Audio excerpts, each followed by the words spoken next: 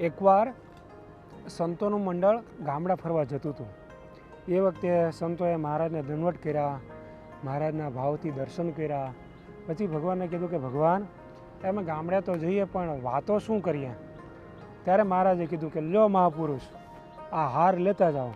ભગવાને પોતાના ગળામાંથી એક હાર કાઢ્યો અને હાર આપીને કીધું કે આ હાર વાતું કરશે। પછી સંતોએ હાર લઈ એક ડાબલીમાં મૂક્યો અને પછી ગામડા ફરવા ગયા। પછી તો સંતો જે ગામમાં જાય એ ગામમાં પહેલાં ભગવાનના કીર્તનો બોલે, ભગવાનની થોડી વાર વાતો કરે અને પછી પેલો ડાબલીમાંથી હાર કાઢી અને એ બધા સભામાં બેઠેલા બધાને બતાવે કે આ સ્વામિનારાયણ ભગવાને પહેરેલો પ્રસાદીનો હાર છે, એના દર્શન કરો।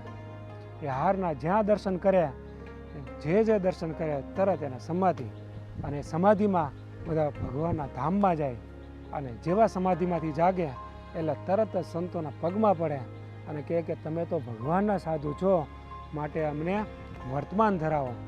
પછી તો સંતો એને ભગવાનના વર્તમાન ધરાવે, ઘંટી પહેરાવે અને ભગવાનની આજ્ઞામાં વર્તવાનું કહે।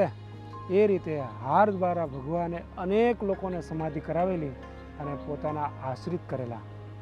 જય સ્વામિનારાયણ।